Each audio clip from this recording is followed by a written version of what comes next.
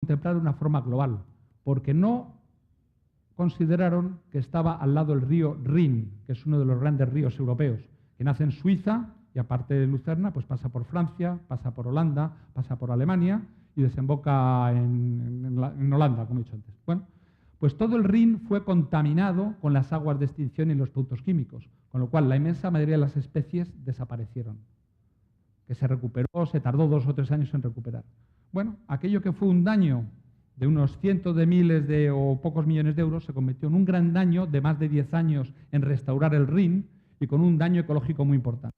Es decir, una solución, una herramienta para acotar, trabajar, tratar el tratamiento del riesgo de incendio, positiva para el riesgo de incendio, era tremendamente más negativa desde el punto de vista medioambiental. Esto es un ejemplo claro de por qué el riesgo tiene que ser contemplado de una manera integral y aquello que podían ser unas pérdidas de unos pocos cientos de miles, unos pocos millones de euros, se convirtió en un gran problema para Sandoz, que se tuvo que fusionar con otra corporación porque las pérdidas derivadas de la restauración de ese río le llevaron a lo que es la ruina. Bueno, aquí vemos por qué hay que contemplar el riesgo de una forma integral, independientemente de que vengamos de la seguridad de higiene, del mundo del incendio o del mundo del medio ambiente. ¿Qué es la ISO 31000? En primer lugar, hemos dicho ya, dice principios y directrices, la norma. Es decir, son un guideline, son directrices. No crea un sistema de gestión, no crea un sistema de gestión, un management system, y además, lo trataremos al final, en el último ratito, no está destinada a fines de certificación. Hay que dar la palabra. Lo trataremos al final en ese último debate que emplearemos.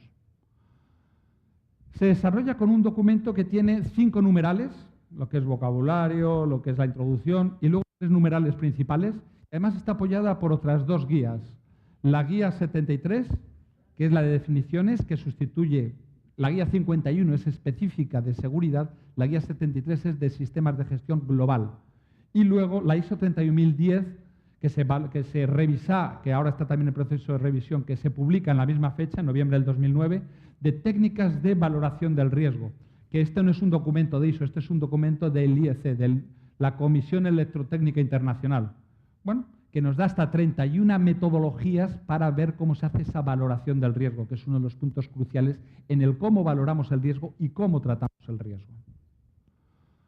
El resultado del trabajo del PC262, en consenso, como hemos dicho, de más de 40 expertos de 20 naciones y 5 conexiones con organizaciones, ha continuado en el año 2009 y a partir del 2009 y desde el 2010 hasta ahora hemos estado trabajando en cómo se aplica, no ya el qué, que es lo que vamos a ver en este taller, sino en el cómo se aplica, para lo cual se ha creado un documento, un technical report, un informe técnico, que es la ISO 30004 del año 2013, publicada el año pasado, en el cual se intenta dar pistas cómo en las organizaciones puedes interpretar la ISO 31000.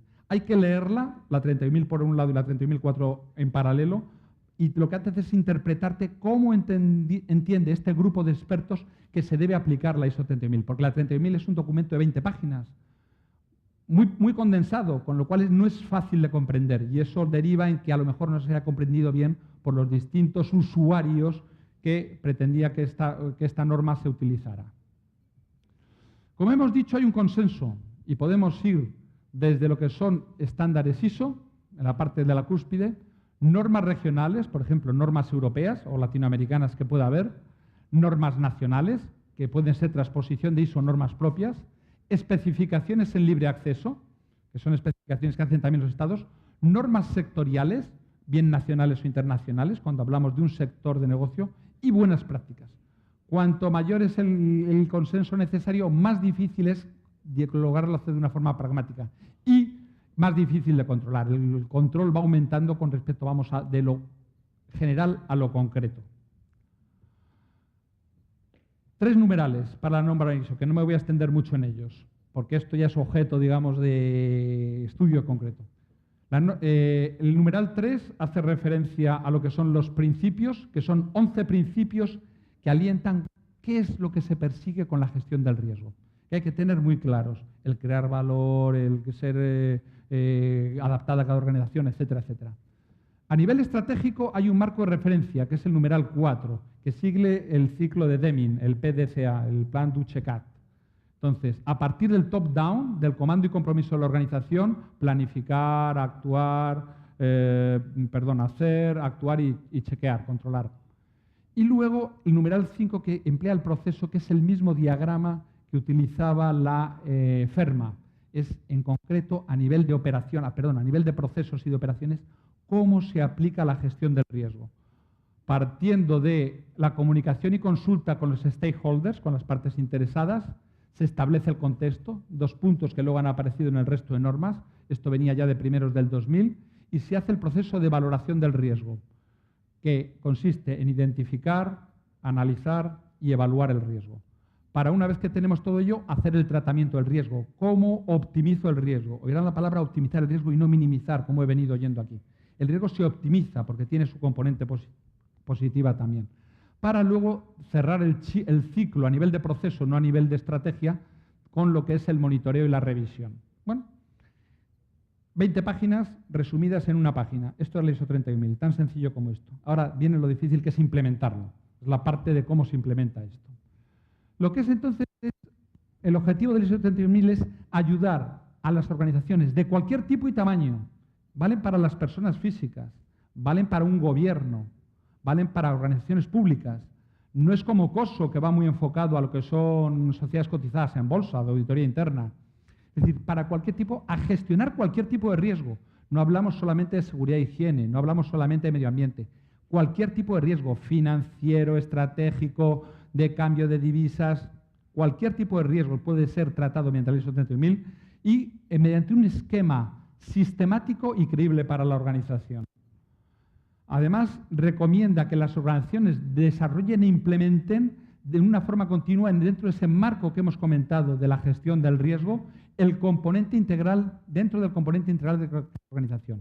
Es decir, si tengo un sistema de calidad solamente, pues si mi sistema de calidad es donde yo tengo que hacer los análisis de riesgos. Si tengo un estudio integral, pues dentro de la componente integral lo tendré que hacer. Bueno, es decir, se tiene que adaptar como un guante a la mano. En función, no pretende crear otro sistema distinto, sino que en función de lo que tenga la organización, que lo adapte para que ella pueda manejar sus riesgos, porque quien mejor conoce los riesgos es cada organización. No te puede venir un experto a decirte tus riesgos, puede decirte la metodología de cómo tratarlos, pero no identificarte lo que son tus riesgos, que tú los conoces bien. Y además es un documento práctico que lo que busca es ayudarle, como hemos dicho, a buscar su propia estrategia en cada una de las organizaciones. ¿Cuál fue la primera? Hemos visto que el XL es del 2011. ¿Cuál fue una de las primeras, no sé si la primera o la segunda, fue la continuidad del negocio? En mayo del 2012, la ISO 22301 de continuidad del negocio ya coge en su concepto de términos y definiciones lo que es la definición del riesgo idéntica a la que hay en la ISO 31000. Adaptando, luego veremos las notas que tiene la definición, las notas 2 y 4, y creando una nueva nota 6. Es decir, creó una nueva nota para adaptarlo a lo que es la continuidad del negocio, pero mantuvo lo que es la definición del riesgo e incluso definió lo que es la gestión del riesgo, el risk management. Bueno, la primera versión que tenemos en 2012, la primera adaptación de gestión del riesgo. Incluso en el apartado 6, planificación, puso las acciones para poner atención a riesgos y oportunidades y los objetivos de continuidad del negocio y planes para conseguirlo.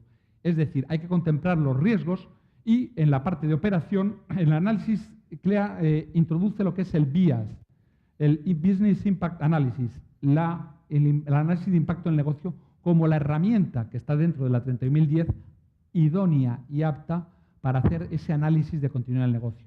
Que en lugar de considerar lo que es la gravedad o las consecuencias y la probabilidad, como el evento ya ha sucedido cuando tienes un desastre, lo que aplica es el tiempo de recuperación y el impacto, es decir, las consecuencias, la severidad de ese impacto. Es un arma gemela, la continuidad del negocio, del análisis de riesgos, pero así como el análisis de riesgos es global, la continuidad del negocio es de nicho para solamente aquellos riesgos que tienen un impacto en la organización que provoque una falta de continuidad. son aquellos catastróficos que producen esa falta de continuidad. Y luego indica una nota.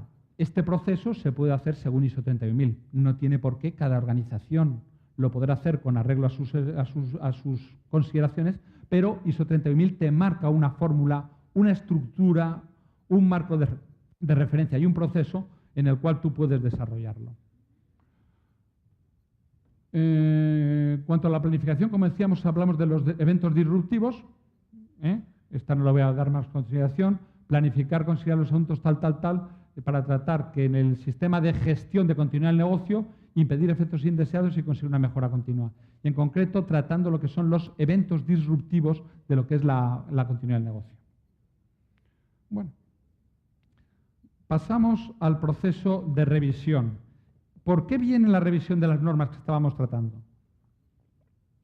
Se ha comentado ya ayer aquí por Gerrit que el TMB, el ISO Technical Management Board, crea la nueva estructura de alto nivel, definida en el anexo SL, antiguamente la guía 83, que es aplicable a los estándares de gestión, que es un cambio discutido, porque si estaban funcionando bien los sistemas de calidad, ¿por qué tienen los de medio ambiente de una forma y se podía interpretar? ¿Por qué hace falta hacerlo común? Bueno, ya lo explico ayer.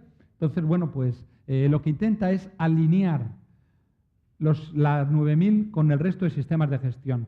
Y al mismo tiempo, otra mención, otra consideración es que no necesitan reflejarse en la documentación del sistema de calidad. Es decir, yo puedo seguir la nueva 9001, pero modificar. Hombre, si tengo, porque hago referencia punto por punto a lo que dice la 9001, sí que tendré que cambiar, pero ayer cuando levantaron la mano fueron muy poquitos. La inmensa mayoría, si tienen un sistema, un QMS, un sistema de gestión de la calidad, con sus propios literales y todo eso, pues no hace falta el transponer lo que es las modificaciones de la norma dentro de lo que son sus propias normas.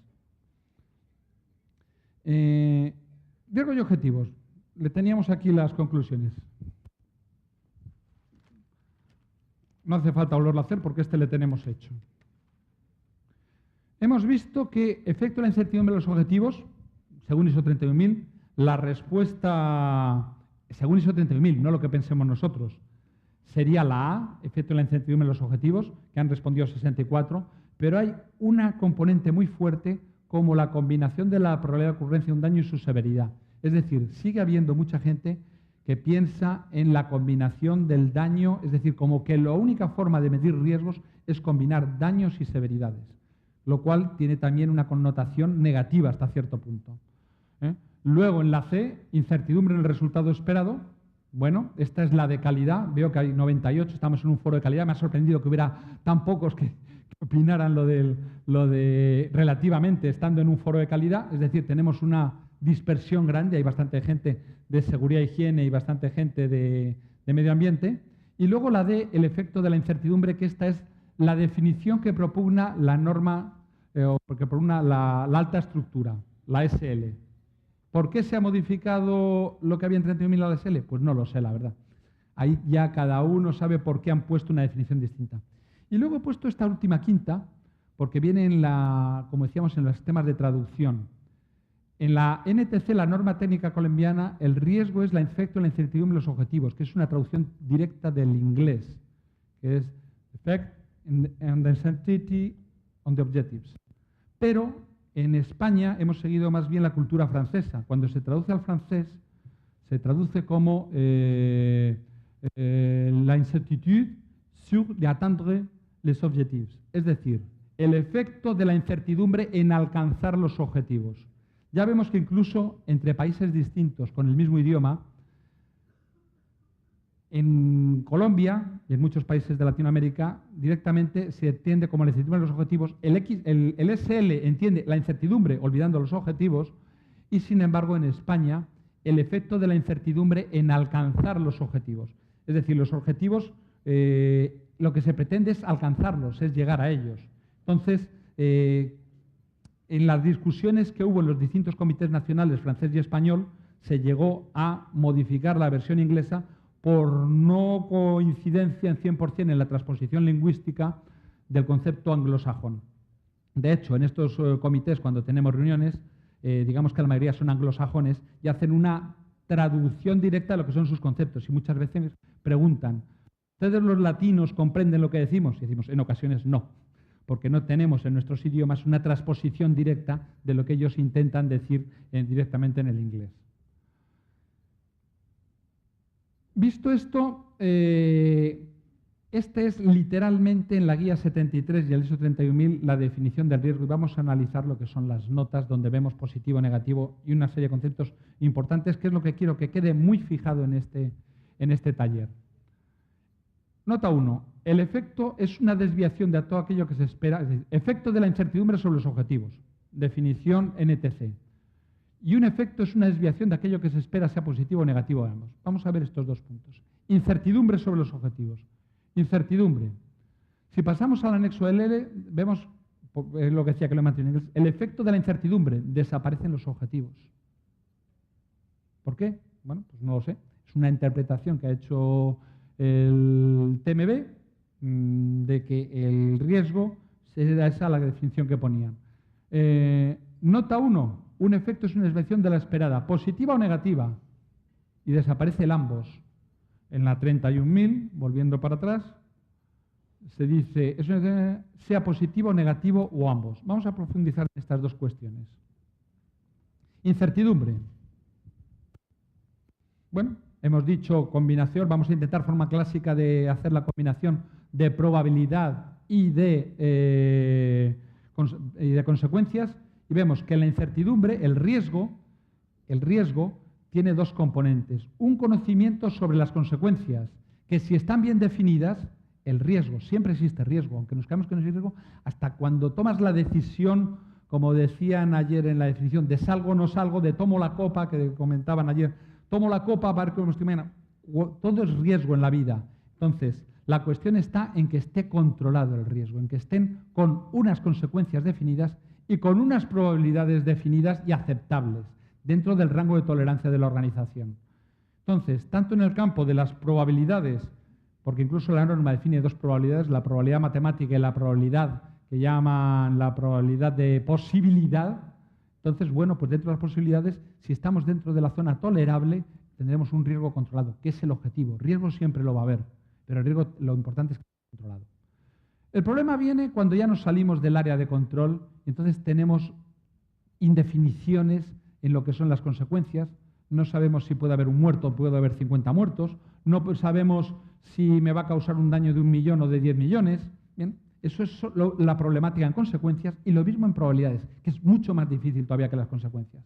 Las probabilidades, aunque hay muchas bases de datos, es muy difícil el establecer probabilidades. Bueno, pues cuando no hay base para las probabilidades tenemos todo lo que es la incertidumbre, la ignorancia, la ambigüedad.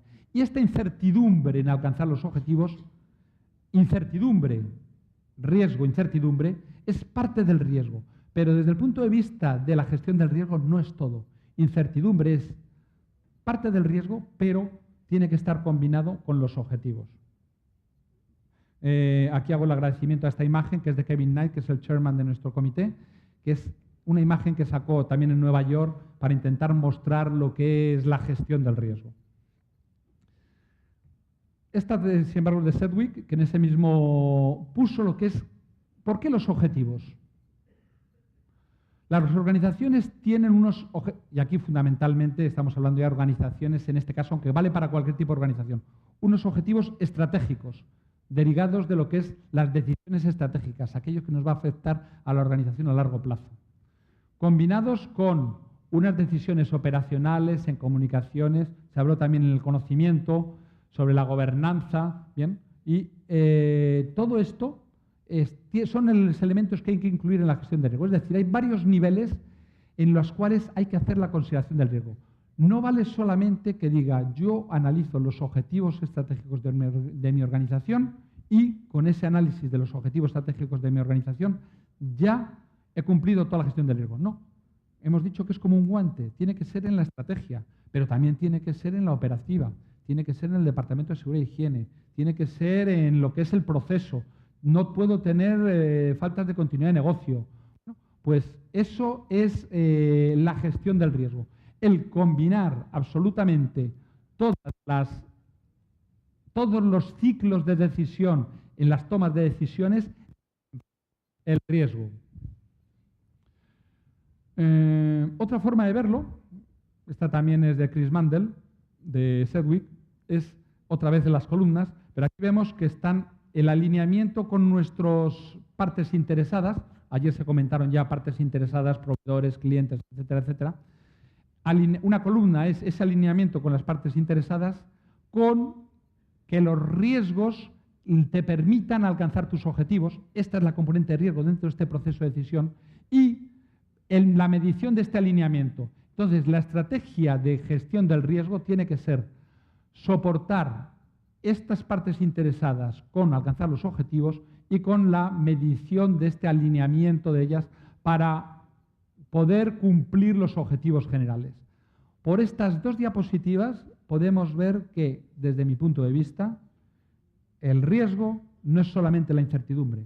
Si no hay objetivos de todos los niveles estratégicos, operacionales, el riesgo queda pobremente definida.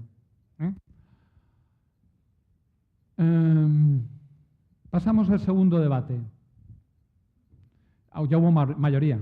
Ahora ya vamos a simplemente complementar sobre este que teníamos, habíamos dicho mayoría al B, y vamos a intentar complementar aquí. ¿Quién opina la C, la D o la E? Carlos, vamos a complementar esto que nos quedamos, que había mayoría que decían B, solo positivos la B. Perdón, aquí estamos hablando de, en la anterior, aquí tenemos solo negativos, solo positivos, y aquí eran ambos, ¿no? Vale. Sí, la primera era distinta. Hablaba de positivos o negativos, que sea cierto uno otro. ¿Quién opina que es la D? ¿Quién opina que es la E? ¿Quién opina que es la C? Empezamos por la C y la D. Y la E, que nos faltan ahí. La C, por favor, levanten todos la mano. La de positivos o negativos. Riesgos pueden tener efectos positivos o negativos. La A, en la primera columna. Es importante la conjunción, que es conjuntiva o ambas. Empecemos, por favor, un poco de silencio. La C, ¿quién opina la C allí a la derecha?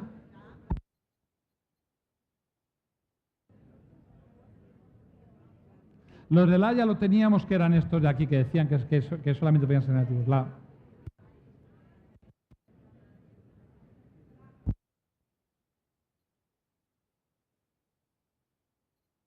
columna.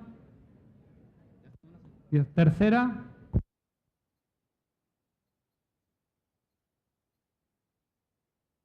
Sí.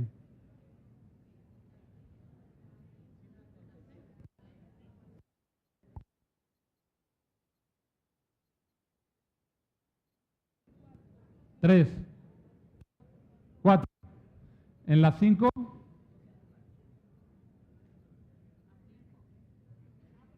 Estamos en la C, estamos en positivos o negativos.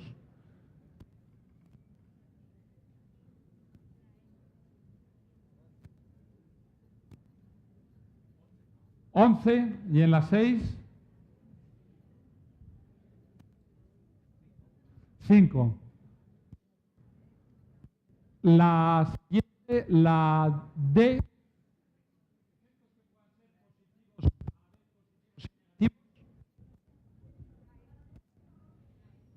Nadie. ¿Qué riesgo puede tener efectos positivos y negativos? ¿Se escucha? Sí, mejor.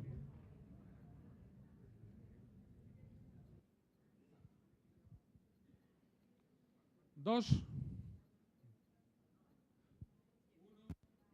7. La D. Estamos en la D, sí. En la D, en la tercera columna, María. 11. En la columna 4. 9. En la columna 5.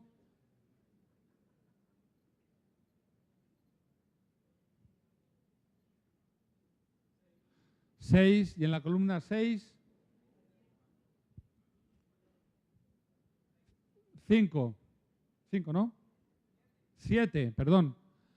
Y vamos a por la última. En positivos y o negativos o ambos. ¿Quién cree que los efectos del riesgo pueden ser positivos, negativos o ambos? Bueno, no los cuento, veo que son mayoría aplastante, entonces más de 100. Ponemos un mayor de 100 y vemos que hay una mayor. ¿Bien? Bueno, veo que el concepto está bastante claro en este momento. Vamos de todas formas a reforzarlo. Vi ayer y me he tomado la libertad de poner de Zach Shapes en la empresa cervecera. La definición de gestión de riesgo es la meta final de los sistemas de gestión. Yo diría más bien que la gestión del riesgo tiene que englobarse en todos los sistemas de gestión. Es decir, no es la meta, no es el objetivo, sino que utiliza los objetivos para que las organizaciones alcancen la finalidad para la que están hechas. Y luego, aquí, el sistema de gestión es minimizar los riesgos del negocio en las distintas áreas que abarcan. No solo minimizar, veremos ejemplos, es optimizar los riesgos del negocio. El riesgo no solamente tiene esa cara negativa, sino también una cara positiva que veremos luego con unos ejemplos. También vimos otra de las diapositivas de Alca, en la cual comenzaba: minimice sus riesgos a través de la vigilancia constante de la gestión del conocimiento. Casualmente, la gestión del conocimiento es donde tiene mucha trascendencia ese aspecto positivo. El know-how de las compañías lo que tiene es que activarse de una forma positiva, no solo para minimizar los riesgos amenaza, sino para activar los riesgos positivos en los cuales pueden obtener una ventaja comparativa en su mercado y poder desarrollar toda esa parte positiva de la organización. Bueno, pues con estas dos, avanzando sobre ellas, este es un símil que muy agradablemente me facilitó Icontec, cual se lo agradezco, por el cual vemos por qué están los objetivos. ¿Por qué no es solamente el riesgo, es la incertidumbre a secas desde mi punto de vista? Es el Carlin. ¿Bien? El Carlin, el objetivo es dejar nuestro disco lo más próximo al centro. Bueno, pues ahí tenemos que si tengo otro disco en nuestro camino, es un efecto negativo. Pero al mismo tiempo que este efecto negativo, que me lo va a desviar de mi objetivo desde aquí, sin embargo, si viniera por este lado de aquí, a lo mejor lo que hacía es que puede convertirse en un efecto positivo, porque puedo dar de una forma positiva para aproximarme a mis objetivos. Pero al mismo tiempo puedo tener efectos positivos y negativos, porque puede haber varias y unas desviarme negativamente y otras aproximarme positivamente.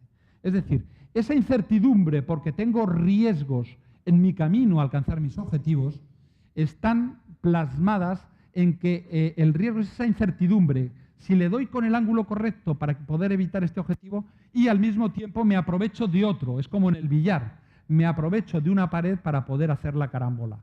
¿Bueno? Es un muy buen símil para ver por qué en el riesgo los objetivos pueden ser positivos y negativos, y esos objetivos, el alcanzar esos objetivos, es un elemento vital.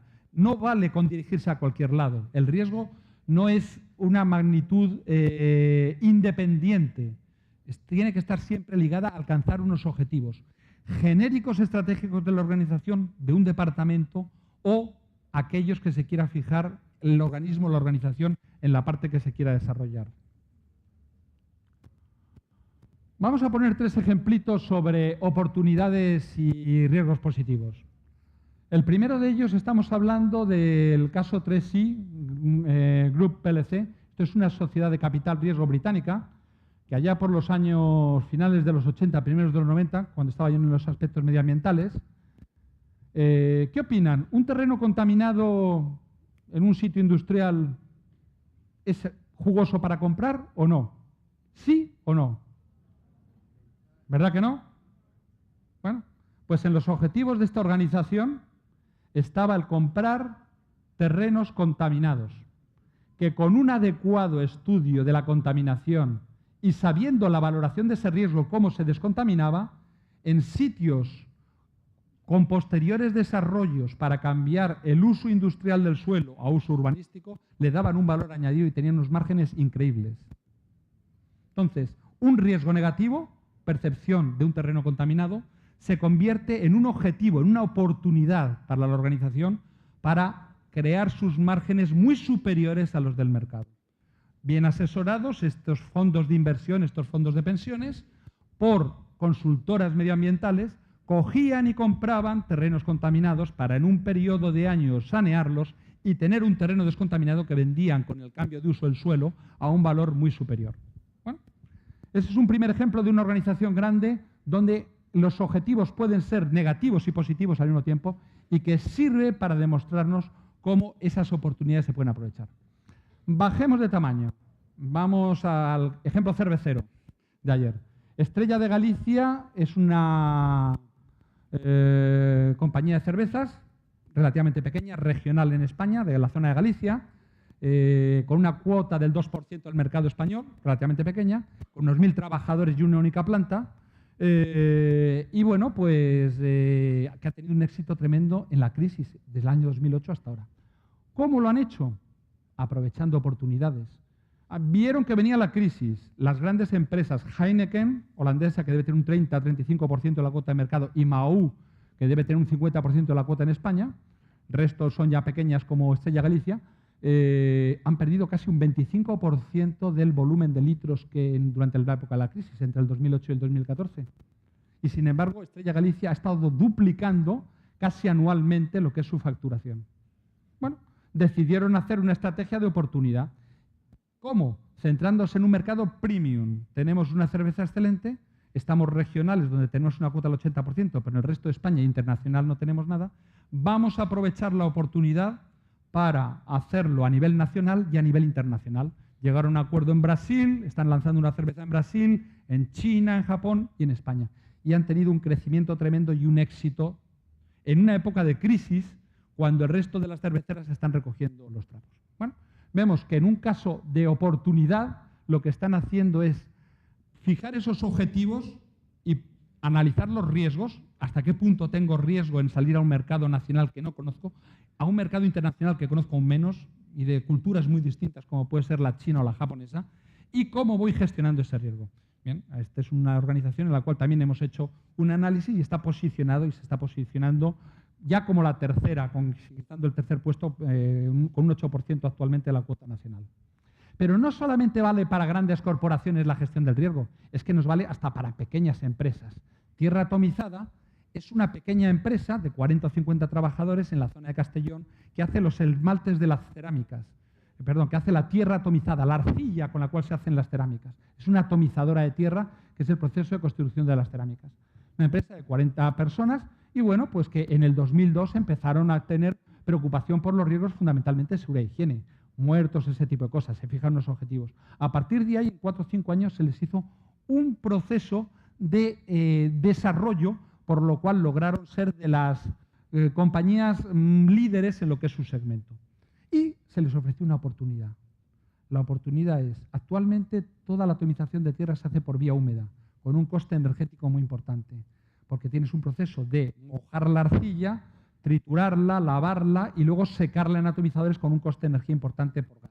Bueno, vayamos a un proceso novedoso de I+D, de vía seca, gestión del conocimiento. Bueno, una parte positiva.